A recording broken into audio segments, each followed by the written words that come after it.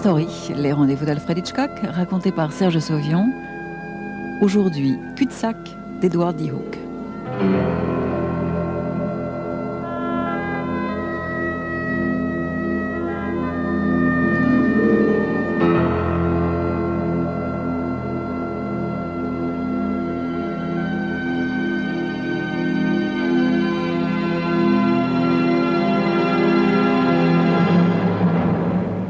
C'est vous, Al Darlan? Demanda Crader. Crader était un petit homme mou avec des yeux minuscules et des dents en or. Ouais, c'est moi, lui répondis-je en attendant qu'il veuille bien se pousser de côté pour me laisser entrer dans sa minable chambre d'hôtel. Il m'observa avec attention tandis que j'allais prendre une chaise. Il s'assit sur le lit des faits en face de moi et dit « J'ai entendu dire que vous étiez un bon détective privé. Je m'appelle Earl Crader. Je suis directeur commercial du Mid-Continent Magazine Sales à Kansas City. Nous avons des équipes de vendeurs qui placent en porte-à-porte des abonnements à toutes sortes de revues. Je voudrais vous engager pour que vous nous évitiez des ennuis. » Quel genre d'ennuis, Monsieur Crader? Voilà. Nous travaillons dans cette ville pendant encore 2 semaines. Une des équipes est supervisée par un animateur qui s'appelle Stevenson, Rex Stevenson. C'est une espèce d'acteur raté. Or, il y a des rapports qui ont été faits dans les autres villes où on est passé sur un tas de cambriolages commis dans les secteurs où l'équipe de Stevenson travaillait. Si je comprends bien, Monsieur Crader, vous suspectez Stevenson d'utiliser ses équipiers pour piller les maisons de luxe de son secteur. Je ne sais pas, Monsieur Darlan. C'est pour ça que je vais vous engager. Pour savoir. Très bien. Donnez-moi la liste des prochains secteurs de son équipe. Vous aurez un rapport demain, Monsieur Crader. Je prends $50 par jour plus les frais, avec $100 payables d'avance. Il me fit un chèque et moi, je mordis la langue de ne pas avoir demandé plus. Je descendis en voiture jusqu'à Callaway et passai 1 heure à patrouiller dans le coin, à surveiller les équipes de vendeurs au travail. En général, on leur donnait 1 ou 2 rues chacun. Ils faisaient leur rapport à un homme discret qui restait toujours à l'ombre dans une décapotable bleue. Soudain, mon attention fut attirée par une blonde aux longs cheveux qui marchait avec confiance le long des rues et ne s'arrêtait qu'aux plus belles maisons. Ça pouvait très bien coïncider avec les soupçons de Crader. Je la suivis dans un cul-de-sac et je la regardais visiter une maison tout au bout. Une espèce de grand ranch avec un toit de tuiles rouges. Il y avait une Cadillac dans l'entrée, une piscine derrière et assez d'arbustes pour la cacher des voisins. Je décidais que c'était la maison rêvée pour des cambrioleurs ou des cambrioleuses. La blonde resta à l'intérieur de la maison à peu près 10 minutes. J'attendis un moment après qu'elle soit partie pour aller visiter la maison, moi aussi. Comme personne ne répondait à mon coup de sonnette, je me dirigeais vers la piscine, derrière. « Bougez pas !» aboya une voix et je sentis immédiatement le canon d'une arme se poser derrière mon oreille droite. L'homme me fouilla et retira mon Walter 9 mm de dessous mon bras gauche. « Qui êtes-vous, un espion ?»« Conduisez-moi à votre patron, je discute pas avec les hommes de main. » Près de la piscine, il y avait un homme âgé aux cheveux blancs, engoncé dans une robe de chambre, malgré la chaleur étouffante. « Qui est-ce, Rainey ?»« Je l'ai trouvé en train de fouiner par ici, Monsieur Palato. Il avait une arme sur lui. »« Je m'appelle Darlan, monsieur. Je suis détective privé. »« Qui vous a envoyé ici, Monsieur Darlan ?»« Un type qui s'appelle Earl Crader et qui travaille dans la vente des magazines. Je surveille le coin et je voulais vous poser des questions à propos de la jeune fille qui vient de partir. » « La fille qui vend des magazines? Et vous portez une arme pour ça? Montrez-moi vos papiers, jeune homme. » Je lui passai mon portefeuille, il y jeta un coup d'œil et me le rendit. « De quoi avez-vous peur, Monsieur Palato? »« De la mort, je suppose. Peut-être est-ce un sentiment commun aux personnes de mon âge. Après toutes ces années, je ne peux pas me retourner sur mon passé sans prendre conscience de tout le mal que j'ai fait. Voyez-vous, à 14 ans, je me battais dans les rues de Chicago avec des petits vendeurs de journaux. Dans les années 20, je travaillais pour Capone. Non, mais c'est seulement la fille qui m'intéresse, Monsieur Palato. Vous n'êtes pas le premier qui vient de me demander de l'aide, Darlan. J'ai encore pas mal d'amis, même dans la mafia. Non, la fille, Monsieur Palato. Voyez-vous, j'ai de bonnes raisons de croire qu'elle est venue faire une reconnaissance de votre maison pour vous cambrioler. Le vieil homme me lança un sourire de 14 carats. Il serait une bien mauvaise surprise, monsieur Darlan. Croyez-moi, une bien mauvaise surprise. Il me tendit la main. Si vous avez besoin d'aide, rappelez-vous, hein? Pop Palato, n'hésitez pas. Je m'en allais lorsqu'il me rappela. Darlan, dites-moi, est-ce que vous y connaissez quelque chose en électronique? Vous savez, ces gadgets qui permettent d'entendre à travers les murs. Bah, je m'en suis servi parfois, monsieur, du temps où c'était légal. Ah, peut-être alors pourrais-je vous faire une bonne affaire, monsieur Darlan. Une très bonne affaire. À bientôt, monsieur Darlan. Quand je retrouvai la fille, il était près de 4 heures. Elle s'arrêta une minute dans un drugstore, ressortit et alla à côté dans un petit bar appelé le Silver Star. Je garai ma voiture et je l'y suivis. Je commandai un demi-pression et l'emportai avec moi jusqu'à la banquette près de la fenêtre où la jeune fille s'était installée.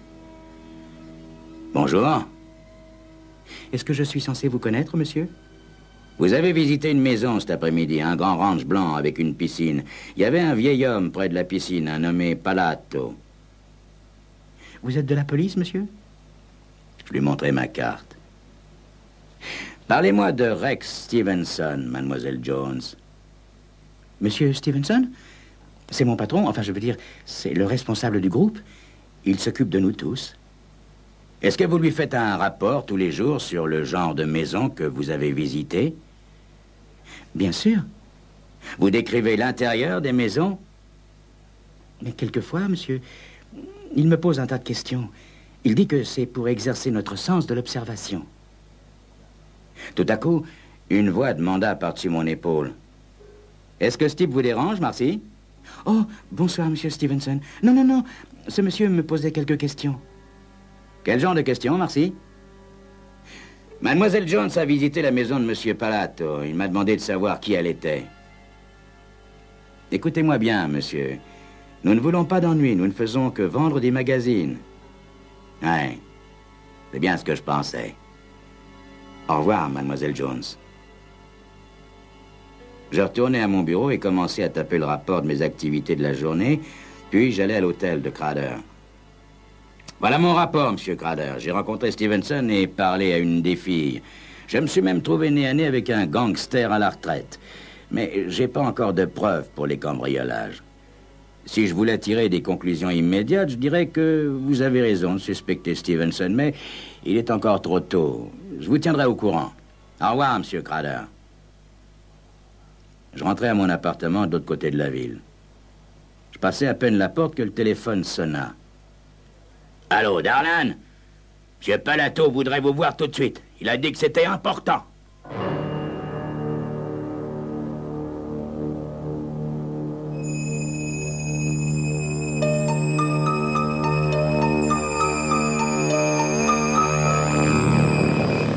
Qu'est-ce que ce Palato pouvait bien me vouloir? C'est ce que vous saurez dans quelques instants.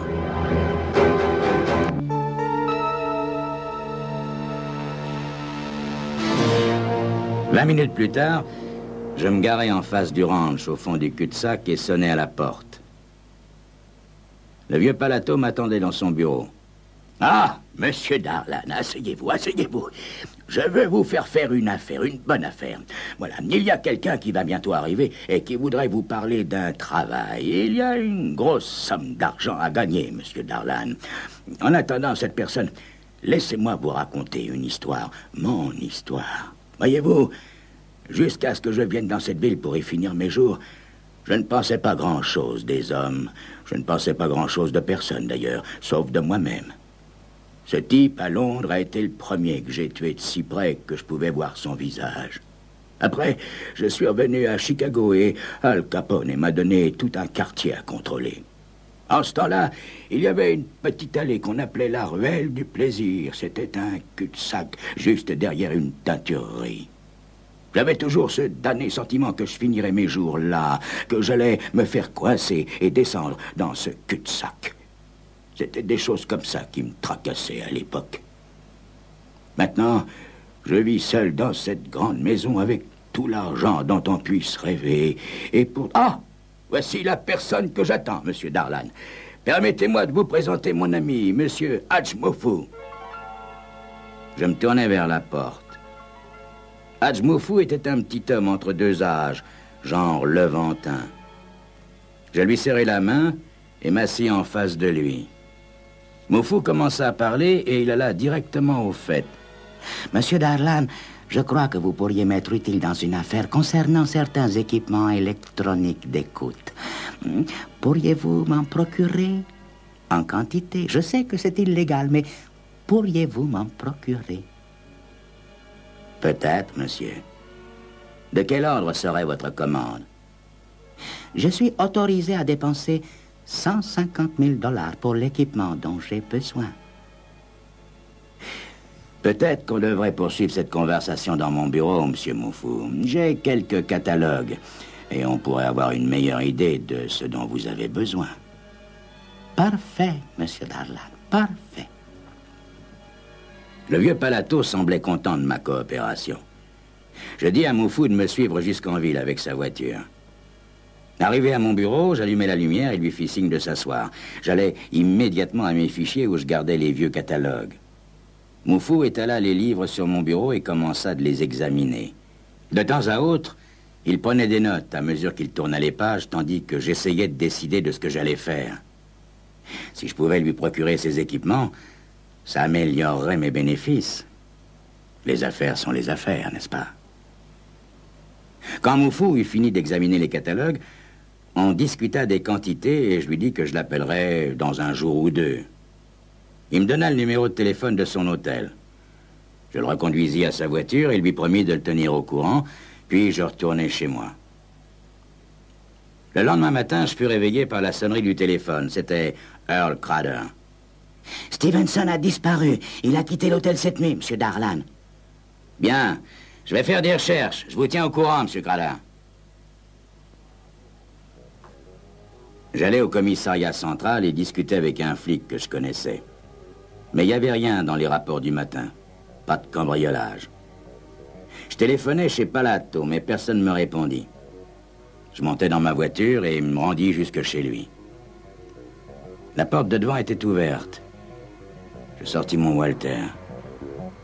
Je vis d'abord le garde du corps allongé près du mur. Quelqu'un l'avait eu avec un fusil de chasse. Je m'avançai vers le bureau de Palato. Le vieux avait pris 2 ou 3 coups de fusil et son corps était criblé de plomb. J'aurais dû appeler la police à ce moment-là. Je ne le fis pas. J'avais besoin d'un peu de temps. Je partis en prenant soin de refermer la porte derrière moi et en espérant que les voisins ne m'avaient pas vu entrer. En retournant en ville, je pensais à Palato et à sa triste fin. Après s'être méfié d'un cul-de-sac toute sa vie, la mort l'avait rattrapé dans un autre cul-de-sac.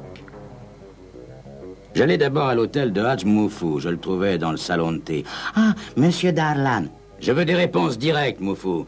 Où êtes-vous allé cette nuit, après m'avoir quitté? Allez? Mais dans mon lit, mon ami. Nulle part ailleurs. Vous n'êtes pas retourné chez Palato? Non. Il y a eu un accident cette nuit. Palato et son gorille sont morts. Mort? Qu'est-il arrivé, monsieur Darlan?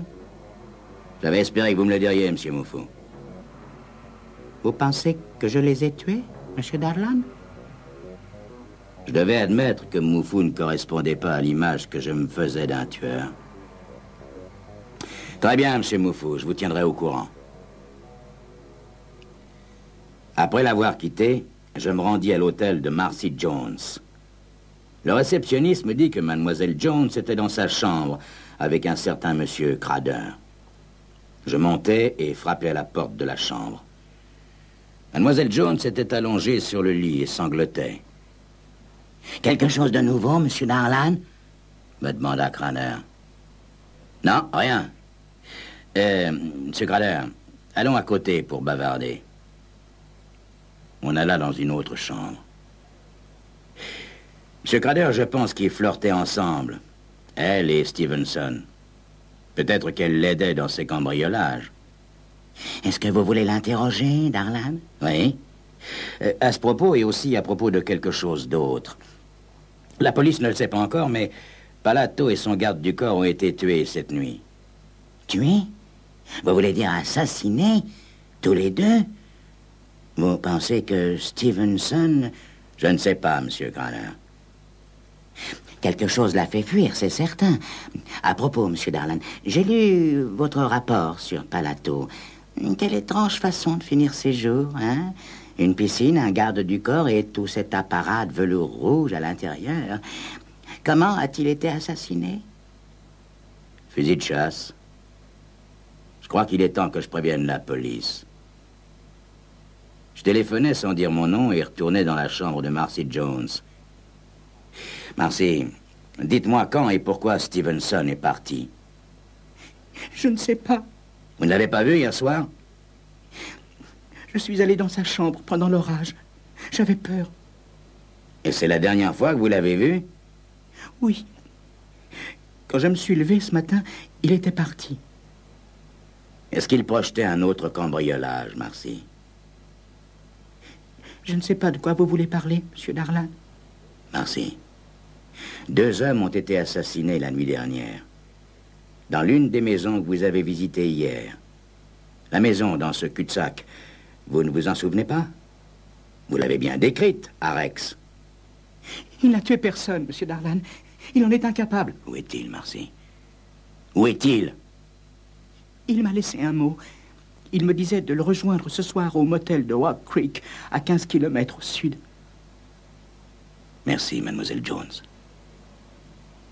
La seule chose à faire maintenant était d'aller tout de suite à ce motel et d'attendre que Stevenson se montre. Le motel de Rock Creek était petit, mais moderne. Je vérifiais que sa voiture n'était pas déjà dans le parking et je m'installais pour l'attendre.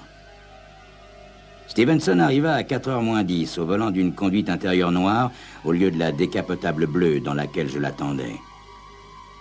Il avait sans doute changé de voiture sur la route, acheté ou volé. Il ne prit pas la peine de passer à la réception et alla directement dans sa chambre.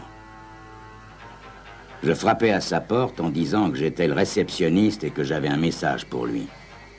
Il ouvrit, le revolver au poing. Je le repoussai brutalement et l'arme lui tomba des mains. Avant qu'il n'ait eu le temps de la ramasser, j'avais sorti mon Walter. Doucement! Doucement, mon garçon. Vous êtes dans de mauvais draps, Stevenson. Vous êtes accusé du meurtre de Palato et de son gorille. Mais je n'ai tué personne, voyons. J'ai juste cambriolé quelques maisons.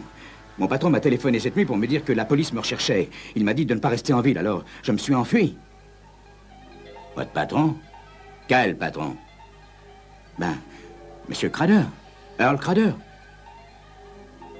Merci, Stevenson. Je crois que j'ai compris. Je retrouvai Crader à son hôtel. Avez-vous retrouvé Stevenson, Monsieur Darlan? Oui. Je l'ai trouvé, Monsieur Crader. Je parierais gros que vous comptiez pas là-dessus. Hein? Que voulez-vous dire, Darlan? Je veux dire que vous avez tué le vieux Palato et son garde du corps la nuit dernière, Crader.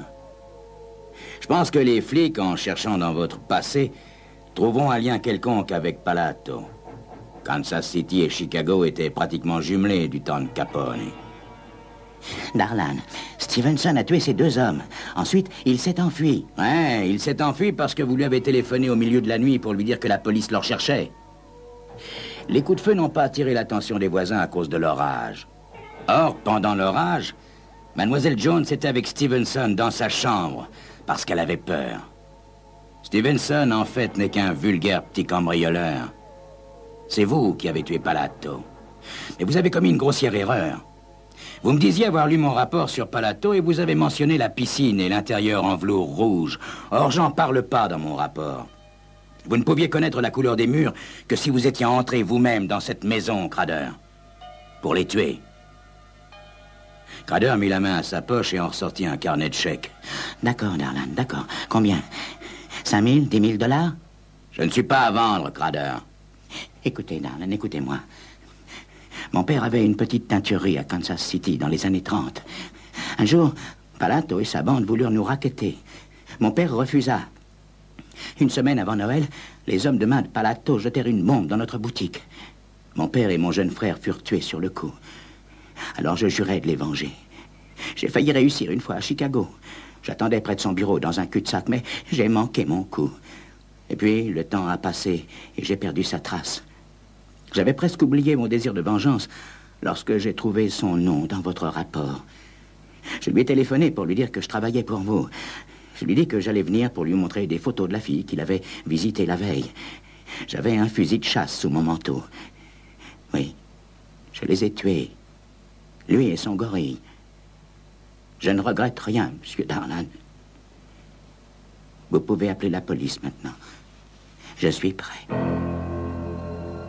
J'appelais le commissariat central, puis je téléphonais à Hadj Moufou.